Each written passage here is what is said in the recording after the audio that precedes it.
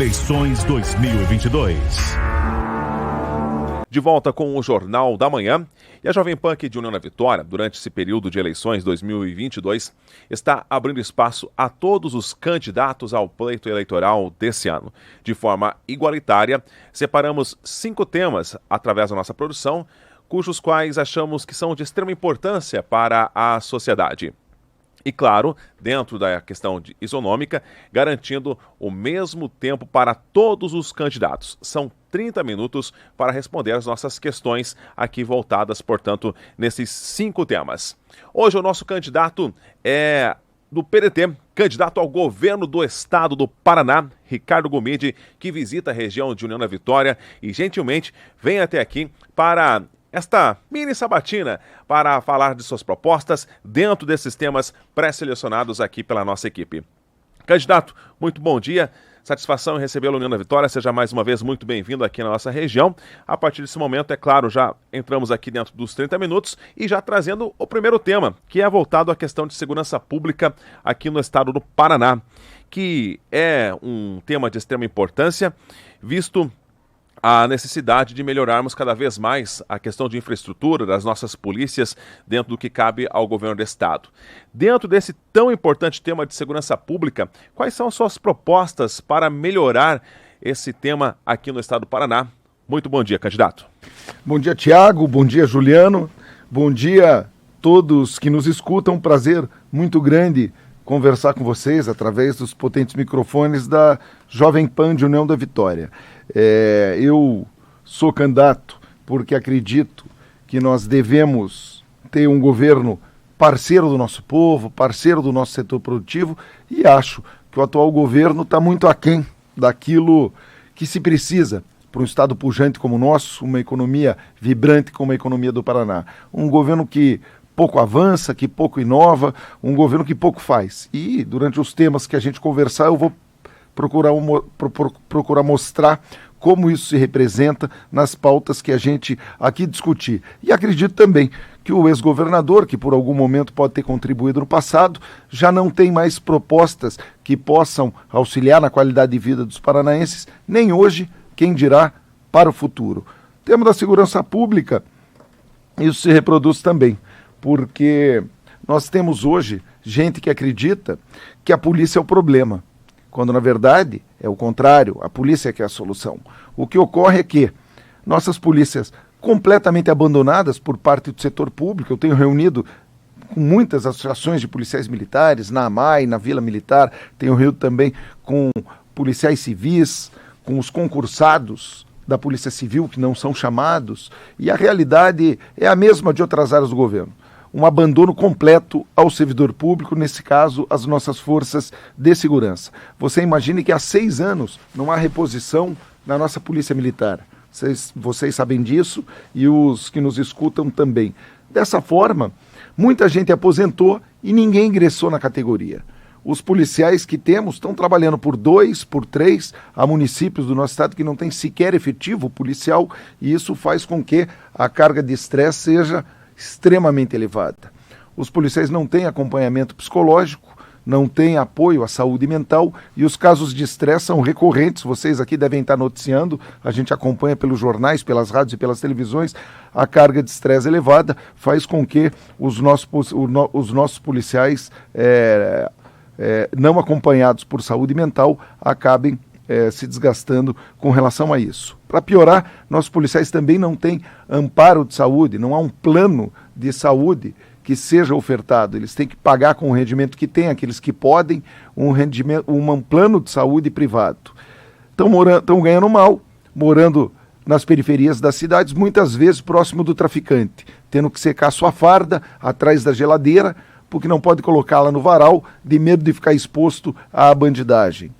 Tudo isso somado com falta de capacitação e de treinamento para os nossos policiais, com falta de investimento em tecnologia, equipamentos. Recentemente, os policiais militares estavam me contando que foram compradas armas, só que essas armas não foram testadas, porque custa, você tem que atirar bastante para garantir que a arma não falhe no momento de enfrentamento. Então isso não foi feito. Nossos policiais estão indo, sem esse importante teste, enfrentar a bandidagem que assola o Paraná. Então as nossas polícias abandonadas, ganhando mal, sem plano de saúde mental, sem plano de saúde, tendo que trabalhar por 2 ou 3, já que não há reposição, não dá conta da sua missão constitucional. E aí quem sofre é a periferia da cidade, quem sofre é o preto, quem sofre é o pobre. Porque o rico se garante, contrata lá uma segurança privada. Agora, a nossa sociedade que precisa de segurança está exposta exatamente por conta desse descaso com as polícias. Então eu tenho uma parceria histórica, eu participei de uma gestão exitosa de segurança pública, quando fui gestor dos grandes eventos, Copa do Mundo e Jogos Olímpicos.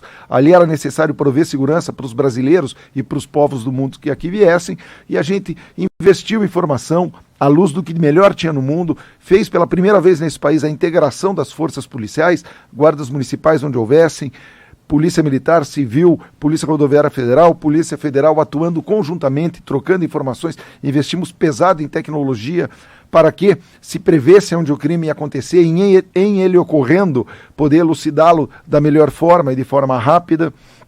E nós queremos, inclusive deixou um legado aqui para o Paraná e para as outras unidades, e nós queremos estar junto com os nossos policiais, fortalecendo-os, dotando-os de condições para poder somar com a nossa sociedade e aí sim, cobrar de maneira muito efetiva respeito aos direitos humanos, aos paranaenses, independente da sua cor, independente de que local habitem. E esse processo não é difícil de fazer. Basta ter gestão, arregaçar a manga, angariar os recursos necessários, e eu vou dizer durante a entrevista de onde eles vêm, para que a gente possa estar junto com os nossos policiais, provendo segurança de qualidade para o conjunto da nossa população.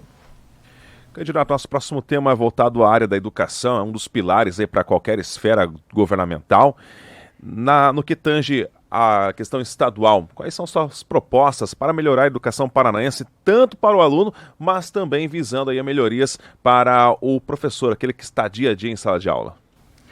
Eu tenho uma ligação, Thiago, muito grande com a causa da educação. Com 23 anos, me elegi deputado federal com apoio do mundo da educação, estudantes, professores. Não houve o apoio de um só prefeito da estrutura tradicional da política, com o apoio das universidades, das escolas, dos educadores. Fui o mais votado naquela oportunidade e fui para Brasília, ser o vice-presidente da Comissão de Educação, Cultura e Desporto da Câmara dos Deputados. Sou filho de professora da rede pública, meu pai era também educador, compreendo bem essa realidade.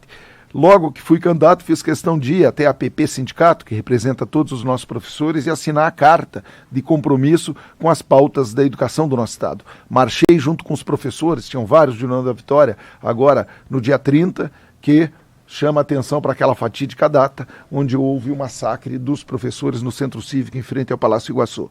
Então, o meu compromisso com a causa é absolutamente fechado. O que ocorre aqui é aquilo que genericamente e que também acontece na segurança pública.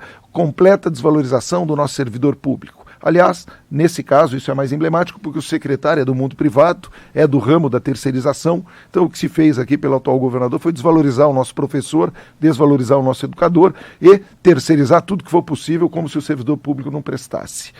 Nós temos que fazer exatamente o contrário. Não há como você dar conta de uma política de educação de qualidade que não principalize, que não valorize de maneira primeira o profissional que ali atua, o educador. E nós vamos fazê-lo não só com a questão salarial, mas fundamentalmente com gestão, à luz do que existe de bom no país e no mundo. Por exemplo, o Ciro Gomes, que é o candidato a presidente que eu apoio, foi governador do Ceará, o irmão dele foi também o Cid. E ali, um estado que não tem a condição econômica do Paraná, que não é um dos primeiros do ponto de vista da força econômica do país, fez-se uma gestão onde a melhor educação do Brasil sempre foi, nos últimos tempos, lá do estado do Ceará. E também a melhor educação de município do Brasil era do município de Sobral, dirigido pela família Dias. O que teve ali? Gestão, cuidado. A primeira escola do IDEB se responsabilizava pela última, porque também o que se quer não é criar um centro de excelência, enquanto que há várias escolas ruins embaixo, para poder mostrar como cartão postal, não. Toda a juventude tratada de maneira igual, todas as escolas tratadas de maneira igual. Então, dessa forma, colocando dinheiro, pagando 13º, 14º para os professores, para estimulá-los, porque não há causa mais importante do que a educação e não há como você prever uma melhoria no futuro se você não cuidar da base, e a base é a educação. Então, muita gestão, como teve o Gustavo Frutti no município de Curitiba, meu companheiro do PDT, como fez o Paulo McDonald, quando era prefeito do PDT na cidade de Foz do Iguaçu, investiu nas escolas, infraestrutura, apoio aos professores, foi o segundo melhor IDEB do Brasil. Então, há experiências aí diversas que a gente vai trazer, mas sobremaneira, valorizando o nosso professor. E o meu partido é o Partido da Educação, Leonel Brizola, que fazia o ensino integral com o CIEPs, né? Era a causa da vida do Leonel Brizola.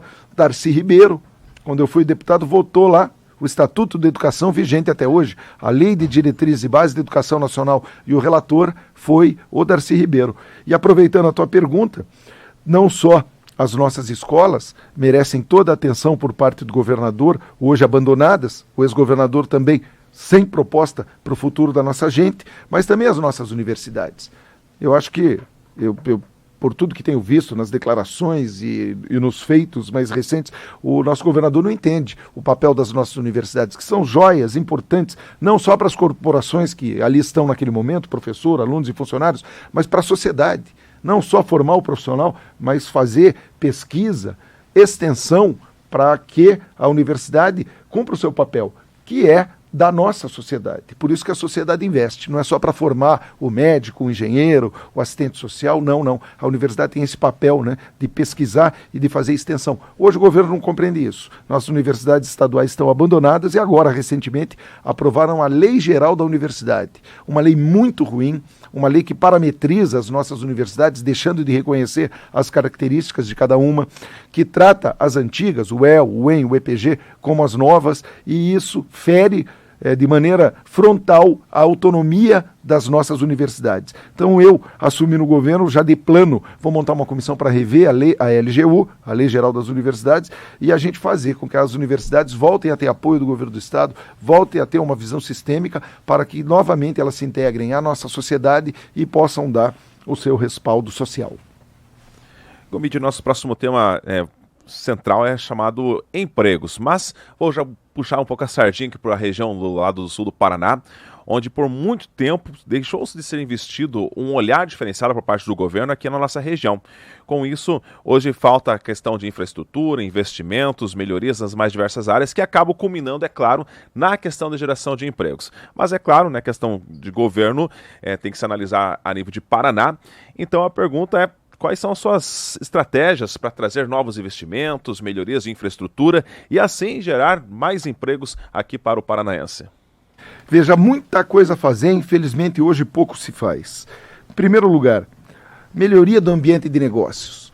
Um governo que trabalhe, que produza, que melhore a economia por si só, vai ser parceiro do nosso setor produtivo, das boas iniciativas que existem no Paraná, e teremos então condições de ofertar mais empregos, de ofertar renda, porque a economia vai se desenvolver fruto de um bom trabalho feito pelo governador.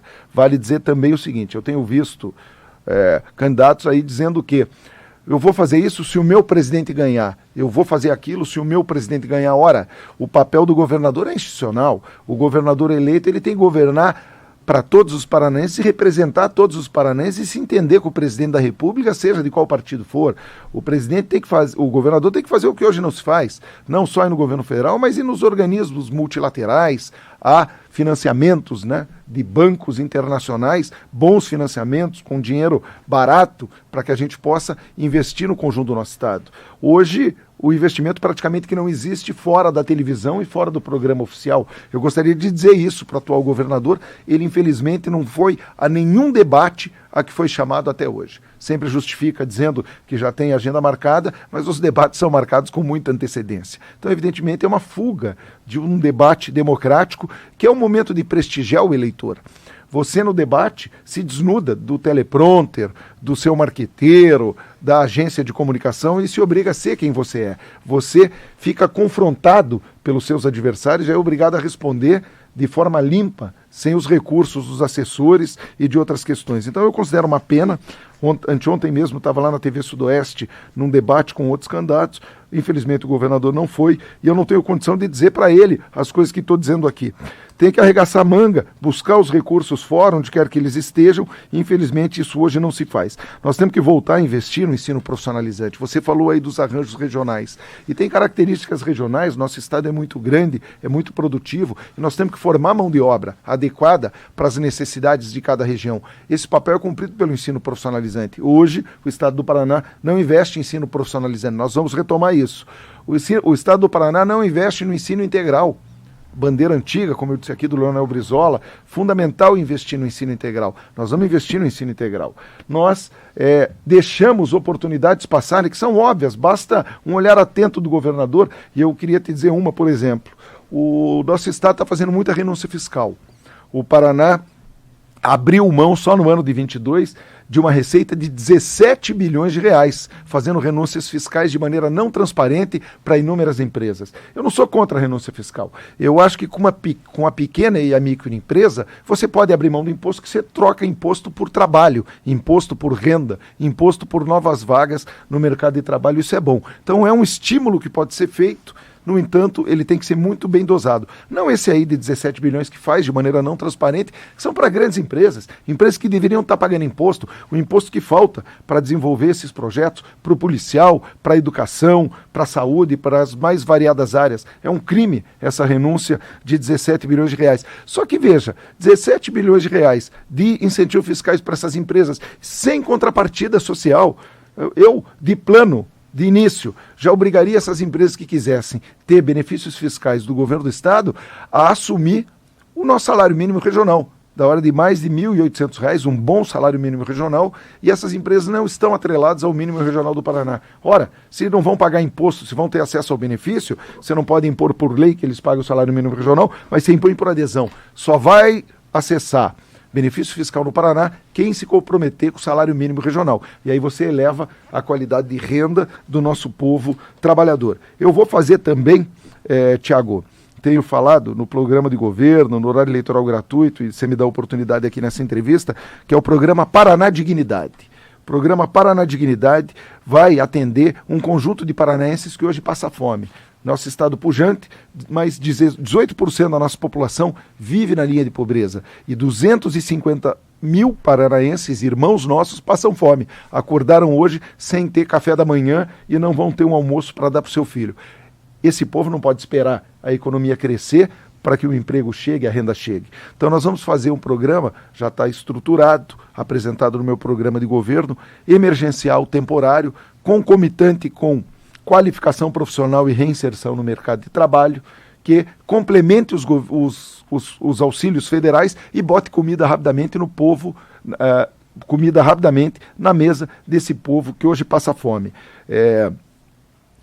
É o programa Paraná Dignidade. Eu convido a todos os que nos escutam que pesquise esse programa e outros que estou dizendo aqui, porque eles são muito fáceis de fazer, não custam caro, e nós temos fontes de financiamento, por exemplo. Esses 17 bilhões que estão dando para grandes empresas, vamos fazer com que elas paguem o imposto e a gente encontre os recursos necessários para fazer programas como esse.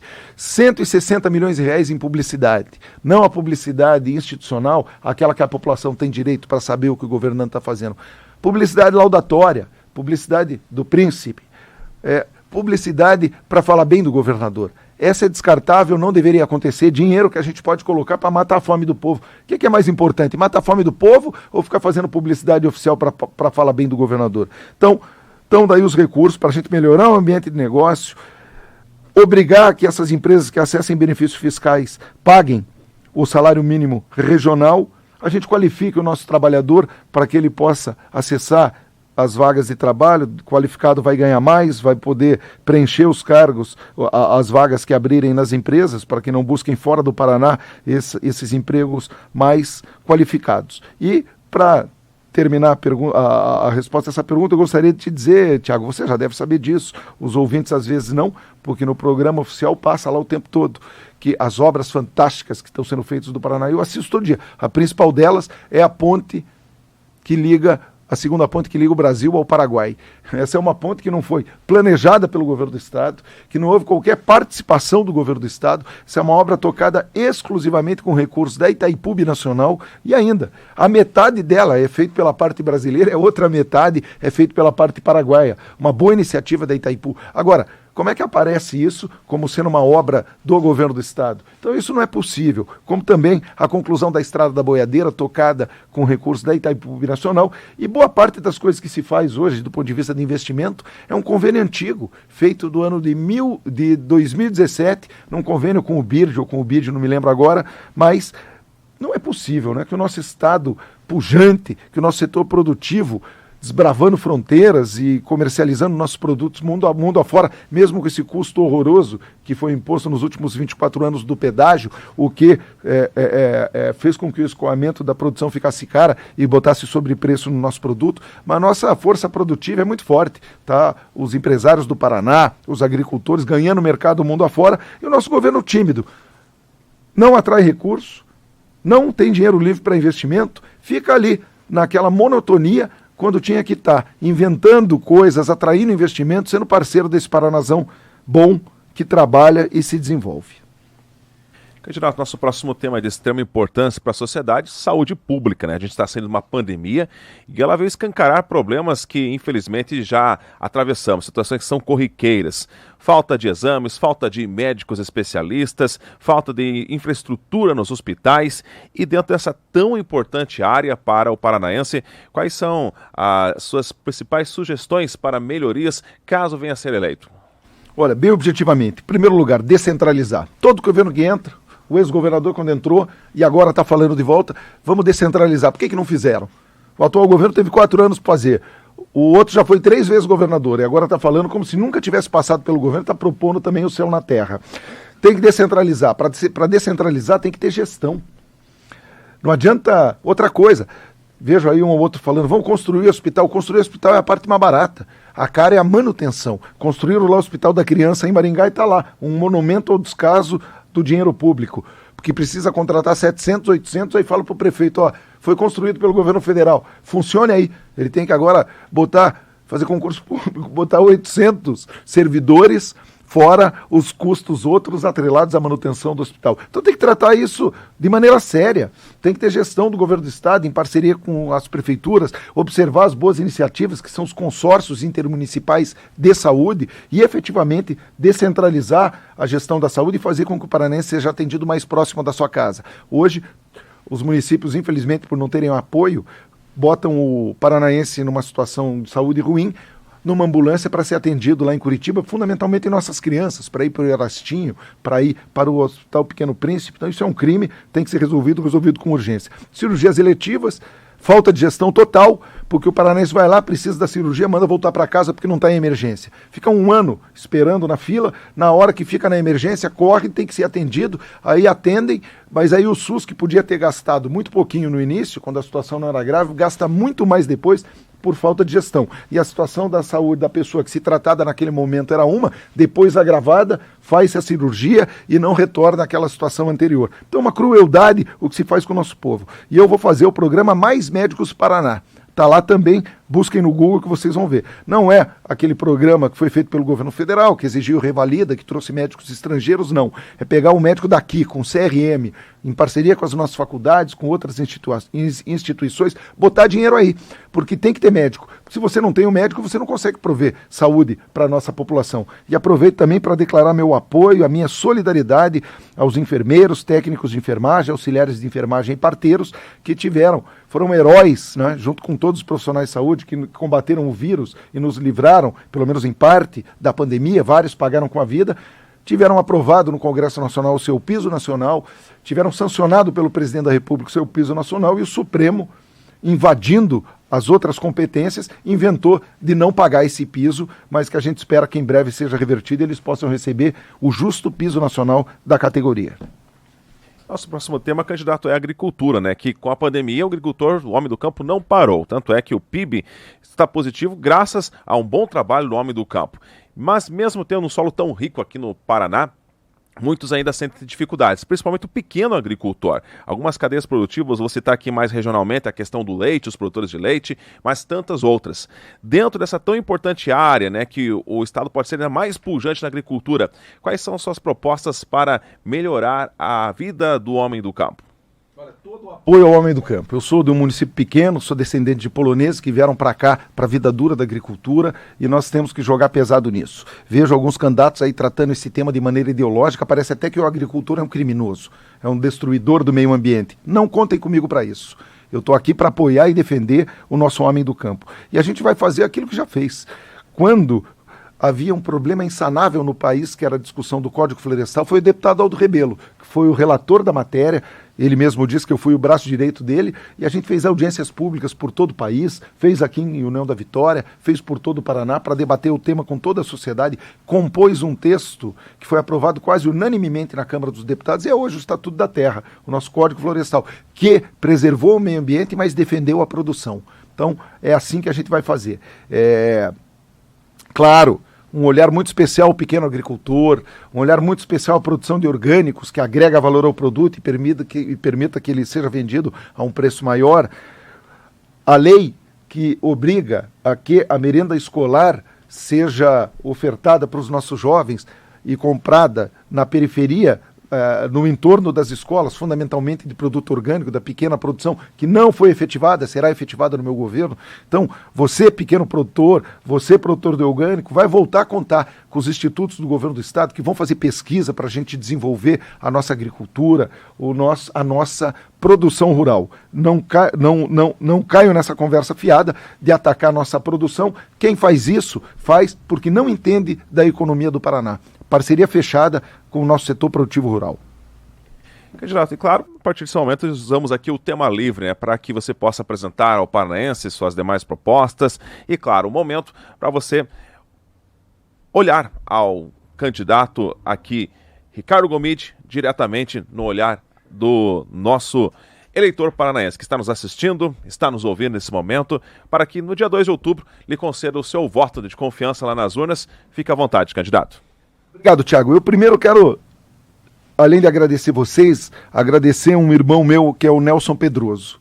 O Nelson, já venho com ele, assim, de uma amizade muito antiga, a gente falava aqui há pouco, em 2010, ele me ajudou aqui, eu fui candidato a deputado federal, fiz quase 200 votos em União da Vitória, o Nelsinho foi o coordenador da campanha. 8 anos atrás, fui candidato ao Senado da República, por um partido muito menor que o PDT, que é o partido que eu estou hoje, muito me orgulho de ter participado dele, que é o PCdoB, foi importante na minha formação, mas 8 anos atrás, candidato ao Senado da República, fiz 13% dos votos do Paraná, quase 700 mil votos, por isso tenho toda a condição hoje de num partido maior, com mais tempo de televisão, com chapas mais estruturadas na candidatura ao governo, crescer e ir ao segundo turno e ganhar a eleição, e é o que eu acredito que vai acontecer.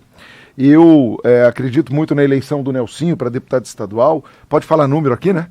12333. Nosso companheiro já foi vereador por momentos aqui do município de União da Vitória. Está muito preparado, estudou o Paraná, conhece a região, tem toda a condição do mundo de fazer um mandato diferenciado, não só para a região do Contestado, não só para a União da Vitória e os municípios do entorno, mas para todo o Paraná, porque é um homem decente, é um homem correto, vai fazer bem feito, e o Nelsinho é um dos talentos da política, que eu não tenho dúvida nenhuma que vai ter uma participação muito importante nos próximos anos na política de União da Vitória e na política do Paraná.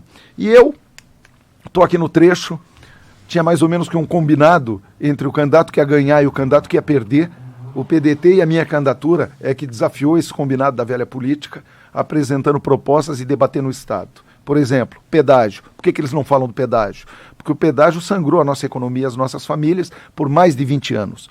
Todo mundo sonhava que terminasse o contrato do pedágio. No meio teve um que falou, ou baixa ou acaba. Virou governador por causa disso, por causa da proposta. Baixa ou acaba. Era uma falácia, uma demagogia. Virou governador, não baixou nem acabou. Continuou o contrato do pedágio vigendo até o último dia. Mas acabou em novembro de 21. E o atual governador tinha a condição de poder fazer um contrato novo. Não fez, por conta da inércia, talvez porque não saiba fazer, talvez porque esteja cercado de gente que queria ganhar dinheiro com o pedágio. Não fez. Pior, quase tentou fazer um contrato que foi uma proposta que veio do governo federal, que ampliava em 15 novas praças de pedágio e aumentava o preço do pedágio. Recuou, varreram a discussão do pedágio para debaixo do tapete, porque o ex-governador não pode falar, porque já disse que ia baixar ou acabar, não baixou nem acabou. O atual não pode falar, porque não resolveu quando teve a oportunidade e quase que encampou uma proposta que era ainda pior para o estado do Paraná. E agora eu vejo o governador dizendo que vai fazer o contrato do pedágio de melhoria. É bom que o paranense saiba, o contrato passado tinha melhoria, nós pagamos pela melhoria, só que a melhoria não foi feita, porque cada vez que ia se aumentar o pedágio, nossa senhora, como aumentou esse pedágio, a turma do pedágio falava com o governante de plantão, fazia um aditivo e tiravam-se a duplicação aqui, o viaduto acolá, para tirar uma vírgulazinha do aumento, que na verdade não tirou coisa nenhuma. Então, eu estou propondo o pedágio de manutenção e conservação, que é o que eu vou fazer, que é tal como o pedágio de São Paulo, tal como o pedágio de Santa Catarina. Por que na Dutra, na Regis Bittencourt, o pedágio em São Paulo custa menos de R$4 e aqui custava aqueles preços escorchantes? Então, o pedágio no Paraná não custará mais do que R$5, nossas estradas estarão boas, o escoamento da safra não será sangrado e nossas famílias vão poder transitar livremente. Aproveito no final para deixar um abraço a todos que nos escutaram, peço novamente que pesquisem no Google, me orgulho de ter sido gestor ao longo da vida e nunca tive uma condenação, nunca tive, Tiago, uma denúncia sequer. O teu ouvinte vai poder checar e ver. Tenho realmente uma vida de gestor, outra vida no movimento social, participei de parlamentos, nunca tive sequer uma denúncia, procurei sempre fazer bem feito. Então, no meio disso tudo, peço uma chance a você, para que a gente possa mostrar que é possível fazer diferente e fazer bem feito. É como eu tenho dito, melhorar o que está bom, corrigir o que está errado e fazer o que nunca foi feito. Obrigado. Aqui é o candidato ao governo do estado do Paraná pelo PDT, o Partido Democrático Trabalhista, Ricardo Gomide, sob o número 12. E assim, é claro, deixamos esse mesmo espaço aberto a todos os demais candidatos dentro das mesmas regras, os mesmos temas. Basta entrar em contato com a nossa equipe através do 42-3523-9649. O Jornal da Manhã, edição desta terça-feira,